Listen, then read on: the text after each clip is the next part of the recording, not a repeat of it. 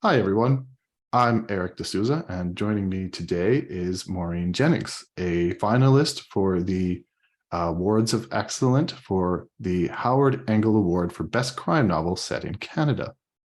Hi, Maureen. How are you today? Hi, Eric. Good, thank you. I think most of us know Maureen as the creator and author of the Murdoch Mystery Series.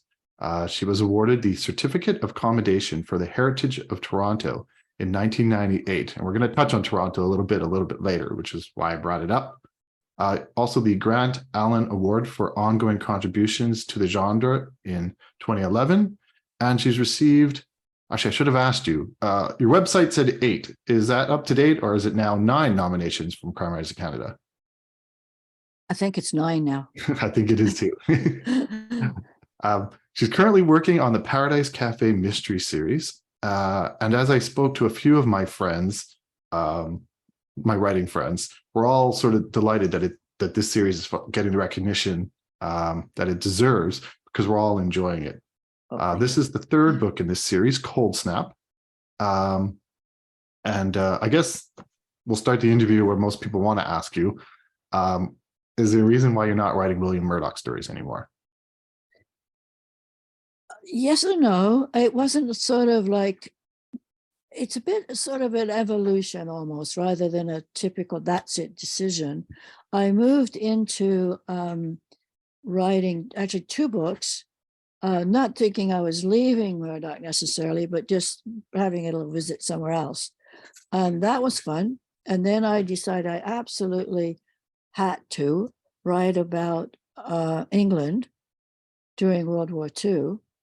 And I did.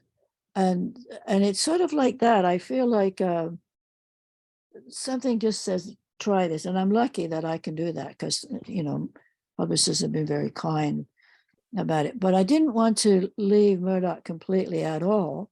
So by the time I started with this last series, 1936, I felt this was a world, and it was a bit like having a friend. So he's retired. William Murdoch has retired to Nova Scotia, but his son, Jack, is now a detective following in his dad's footsteps. So I bring Jack into the story. So we don't lose Murdoch exactly, but I have evolved to it's quite a different time period, yes, and certainly a different protagonist, which has been fun to have a female voice, a first-person narrative, actually, narrator. So, yeah. Yes. I know in Let the Darkness Bury the Dead, we see Jack, but he's just returned from World War I, and he's quite troubled. I think it's a nice way to put it. Yes. It's good to see that from the looks of it, he's recovered in Heatwave. And as you said, following in his father's footsteps, a detective himself. But you did choose to go in a different direction, as you were mentioning, and introduce us to a new character of Charlotte Frayne, the PI. So could you tell us a little bit about her and why you chose to write about her as opposed to Jack?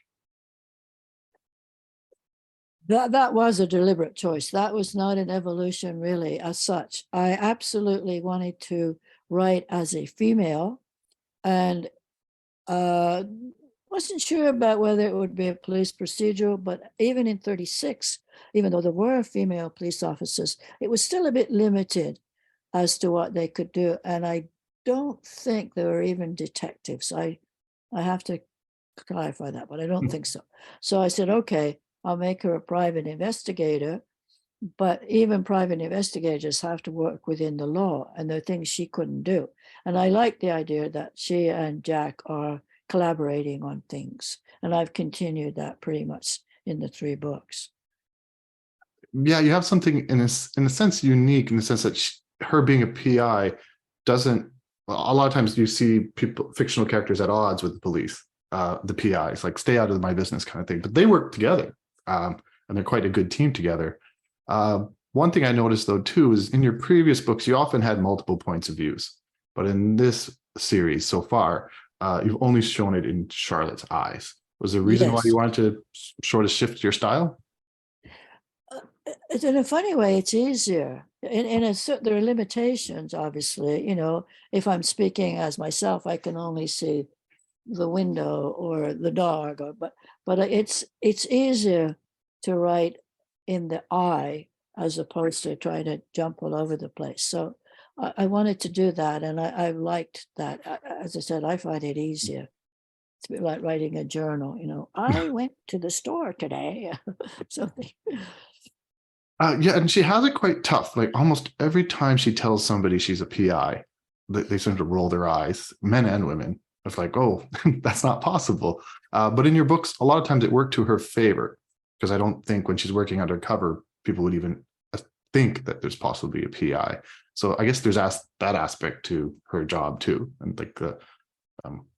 That is, as far as I can see, pretty realistic to the time, and quite a long time after that. I think I'm not sure if, sorry, I mentioned it a couple of times, so I'm not sure a specific book, but one of the things for a long time in Canada was that you couldn't get divorced unless you could prove adultery, which is very interesting. I think that's standard.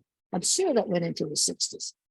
So that typically a couple, say it was the man who wanted the divorce, sorry, it was the woman typically, she wanted to know. So the PI would have to pretend to be the illicit affair, which is rather an interesting situation. Or pretend to be that, or actually say, I saw him, as I've used. I saw him coming out of the hotel with another woman, and clearly they'd been together. And that was often a proof.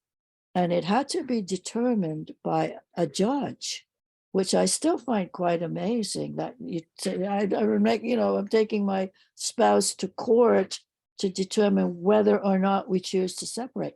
That doesn't happen now, but it did then.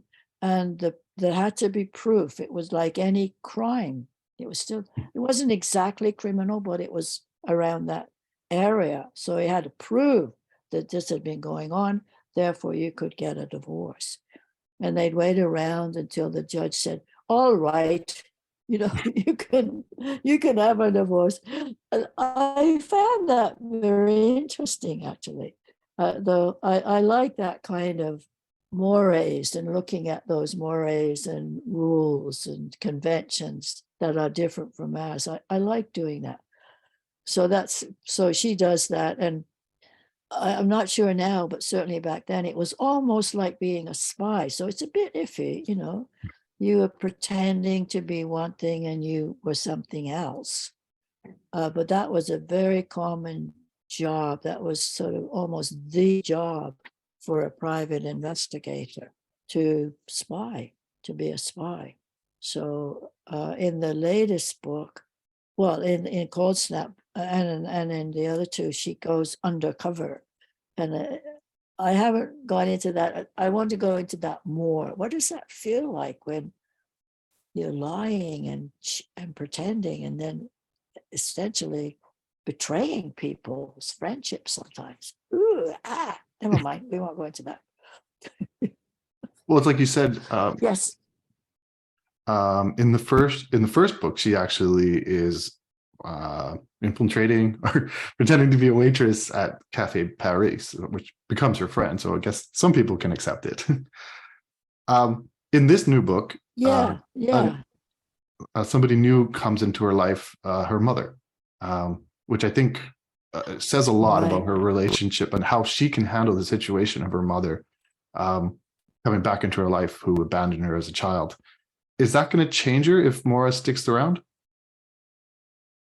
What I hoped to show was that initially she's angry, she's traumatized. Even though she was 2, she still remembers that time.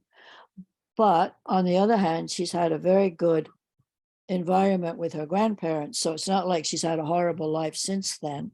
So I wanted to show her with conflicting feelings.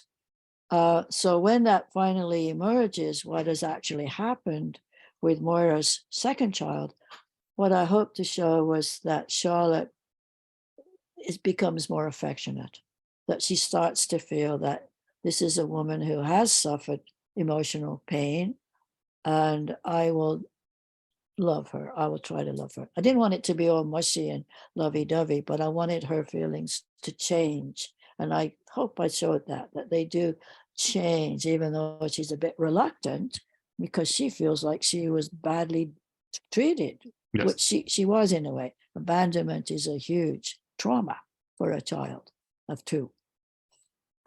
As I said at the beginning, you're an historian and a researcher. Um, Now you're visiting Toronto, where most of your stories have always taken place, but we've jumped to 1936. Yes. It's a very interesting point in time, still recovering from World War One, and unfortunately seeing signs of World War II coming. What could you tell us about Toronto specifically at that time period? Well, just what you said, actually. What I know this is true. I've researched it, and I know from other contexts that it's a bit like the pandemic. Like it seems to me that we all went through this pandemic trauma, sometimes very serious trauma, and that doesn't go away in a minute. And I feel like even a year later, as a society, we're just sort of recovering. And I feel like in 1936, even though the Great War had ended 19 years earlier, the society was still traumatized. And there were a lot of men who had been young and healthy and full of life at that time who were seriously traumatized. And I wanted to keep showing that. And then you kind of, if you imagine now, if all of a sudden someone said, uh-oh, there's going to be another pandemic, and you kind of go, and so in 36, that, to my surprise, actually, it was even earlier than I thought till I looked into it, that even in 36, there was a real sense of dread. There was going to be another war, and there was.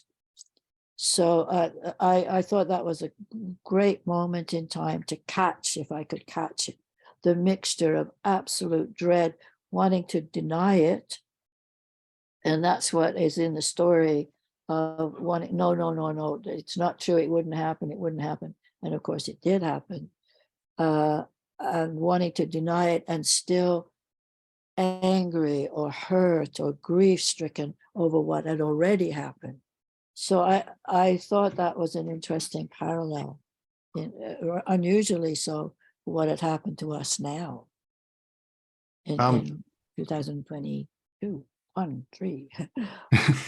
yeah, but despite the I guess the impending doom and all the work shortages and the harsh weather that's going on, there's almost a romanticism to the 3 books.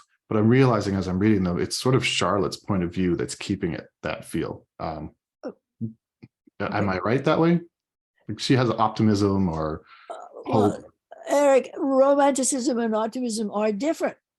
So you said romanticism, which to me means a bit sentimental, and I hope she's not sentimental, but I hope that what I'm showing is that she's got a lot of optimism, a lot of energy about life. So even though it's like, ooh, you're still going to try to deal with it. She doesn't succumb to, as Churchill called them, the gathering storm, the darkness that is there. And they could see it coming forward like a tornado or tsunami or something. They could see it. So yeah, you don't mind if we don't say romanticism, do you? We'll forget that word and stick to optimism. Optimism, yeah. When we spoke last, you told me that you had a vision of 3 books. Now Yeah. that the 3 books are done, and you're definitely building a fan base for Charlotte, is there works on a 4th book? I guess getting into 1937. I moved it forward. It's March 1937, and I'm into the weather. So it's called March Roars. And I'm midway through that now. And again, I love that I have an opportunity to discover things. I'm very lucky about that. So I'm discovering even more things about Toronto that I didn't know. So they're going into the book. It focuses on what was called the workhouse, the poorhouse, and the house of industry, and also the working boys' home, it was called, which I just find fascinating, that young boys were on their own, like 14, 15, 16 were on their own, trying to earn a living, mostly by selling newspapers. That was a big factor. And so they had a home where they were looked after, but also, kind of supervised, so they didn't get into really bad ways. So I like all that. So all of that's in the stew as well. Excellent. Yeah. So at least we know there's a stew coming. Oh, yeah. There is, yeah. Any live events for you coming up? Yes, I'd be very delighted to share this, because there's something called Motive. And this is the Toronto International Festival of Authors, which now has a new director, Roland Gulliver. And bless his heart, he decided to expand it from literature to crime fiction, which we know is never literature, which I makes me go there. But anyway, and so this is the second time he's done this. The first one was a big success. So this is June the 2nd, 3rd, and 4th at Harbourfront. And he's literally got a whole international cast of writers in the genre, like Anthony Horowitz is one who is a hugely successful writer. He's got James Comey, FBI former director, who it's all to do with books, but really, I was just so happy to see that we are getting our own spot in the, we're not the poor sisters anymore. Like, I literally, a friend, she's still a friend, said to me a long time ago, "Why don't you write a real novel?" And I'm going, ah. As I said, she's still a friend. But by the skin of her teeth, she's a friend. But I think it's really important to bring that, to not make that division, to just say this is a good book or it's well done or whatever. And so Roland has put that out. Has done this, and so far it's proven to be successful. If it wasn't successful, they drop it immediately. This is the second year, and they're getting a lot of audience and things. So that's really great. So that's the next one. That's in June. Nothing else then until October. I'm doing a reading up north somewhere, but that's fine. A while away still. It's a long way. Yeah. Well, I'm going to write that in my book. Don't forget. Well, those people in Toronto could have something to look forward to, and they just have to wait a month more. I know Crimers of Canada will be promoting it, so we'll see it online. Yeah. And we'll have to wait till May 25th to see the awards, to see who's won these ones. But as I wish all the contestants best of luck, Maureen. Thank you so much, Eric, and thank you for being such an attentive reader. It means an awful lot to writers when someone like you reads the book and knows what they read. So not just the flyleaf. Oh, what did you know? Well, in my eyes, you do read real books, or you do write real books. So thank you very much. Thank you so much. And I'm sorry about the time blip. Not a problem at all. Okay. Thank you very much. All right. Bye for now. Bye-bye.